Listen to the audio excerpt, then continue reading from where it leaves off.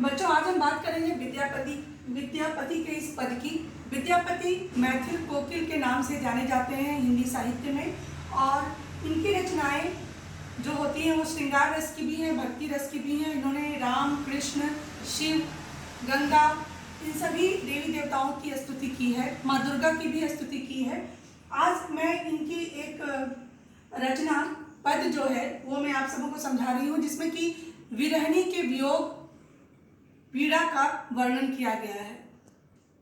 सखी है हमर दुखक नहीं और, जो विरहनी है, जो प्रिय के वियोग में दुखी है, वो अपने सहेली से, सखा से कहती है कि हे सखी, हमारे दुख का कोई और छोर नहीं है, यानी कोई अंत नहीं है।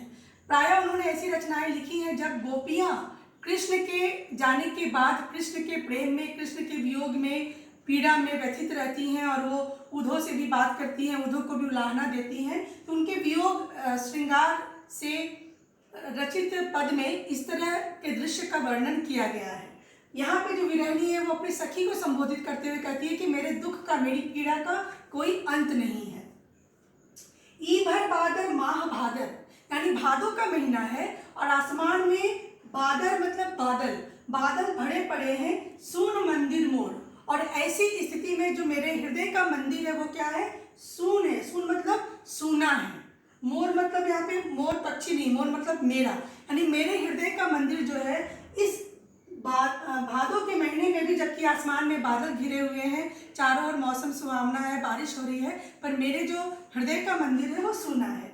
झंपी घन गर्जंती संतर, यानी चारों ओर जो घन है बादल, यहाँ भी मैंने जिक्र किया, बादल मतलब बादल, घन मतलब भी बादल।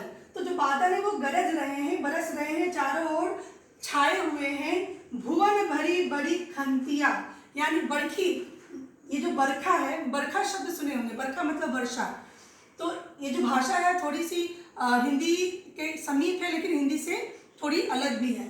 तो वो कह रहे हैं कि चारों भुवनों में, चारों लोक में, कहते हैं ना कि चार लोक होते हैं, चारों लोक में बारिश हो रही है, और जो बादल है वो गरज रहे हैं, बरस रहे हैं, रिम झिम बारिश हो रही है। कंत पाहुन, कंत मतलब प्रेमी, पाहुन मतलब मेहमान, अतिथि। काम दारुण, काम यहाँ वो काम वर्क वाला काम नहीं है, काम मतलब काम देवता। दारुण मतलब होता है कि बहुत ही दया वाली स्थिति, बहुत ही पीड़ा वाली स्थिति।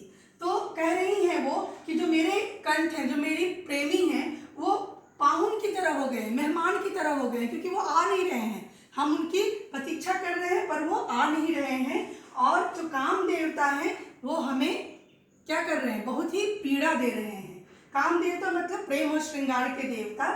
सघन खर सरहंतिया, और सैकड़ों बाणों से, सर मतलब तीर, धनुष तीर होता है ना, तो वो कह रही है कि एक नहीं बल्कि 100 तीर से, बिना वेदना की तीर से, हंतिया, हंत करना मतलब मार देना, वो हम पर शिकार कर रहे हैं, हम पर वो तीर छोड़ रहे हैं। काम देवता यानी वो प्रेम की अग्नि में, ज्वाला में धधक रही हैं, और ऐसा उन्हें महसूस हो रहा है कि काम देवता इतना बाण छोड़ रहे हैं कि वो खत्म हो जाएगी, उनकी जीवन लीला समाप्त हो जाएगी। कुलिश कल शतपात मोदित मयूर नाचत मातिया, वो कह रही है कि चारों तरफ मयूर नाच रहे हैं। बरसात के दिनों में आपने आसपास तो अभी नहीं देखने को मिलता है, लेकिन बरसात के दिनों में अक्सर मोर नाचते हैं। तो कह रहे हैं कि चारों ओर मोर नाचते देखकर ऐसा लग रहा है जैसे कि सैकड़ों वज्र पत्थर हमारे हृदय पर पड़ रहे हैं। यानी वो कहना चाह रही है कि प्रकृति बहुत ही सुंदर नजर आ रहा है, पर चूंकि मेरे प्रिय मेरे पास नहीं है, इसलिए जो मेरी स्थिति है वो बहुत ही दयनीय है, बहुत ही पीड़ादायक है। मत्त दादुर, दादुर मतलब होता है मेढक, मत्त मतलब मतवाला होकर, मत्त दादुर डाके डाहुक फाटी जाए छातिया। वो कह रही है कि जो मेढक है, देखिए सारी जो चीजें हैं वो वर्षा ऋतु से संबंधित हैं। वर्षा ऋतु का वर्णन भी हो रहा है, और विरहनी के हृदय का, उसके दर्द का, उसकी पीड़ा का भी वर्णन हो रहा है।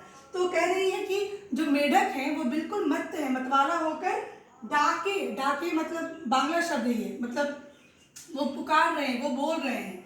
डाहुक, फाटी जाए छातियाँ, और मेरा जो हृदय है वो दुख से ऐसा लग रहा है जैसे कि फट जाएगा। तो कह रही है कि मोर नाच रहे हैं, बादल गरज रहे हैं, बारिश हो रही है और मेढक बोल रहे हैं, पर इन सारे सुखद सौंदर्य परिस्थिति का मेरे हृदय पर कोई असर नहीं है, क्योंकि जो मेरे पाहुन हैं, जो मेरे कंत हैं, प्रेमी हैं, वो पाहुन की तरह हैं और वो मेरे नज़दीक नहीं हैं। तो इस पद में विरहिणी के वियोग का, उसकी पीड़ा का चित्रण मैथिल कोकिल विद्यापति जी ने किया है। धन्यवाद।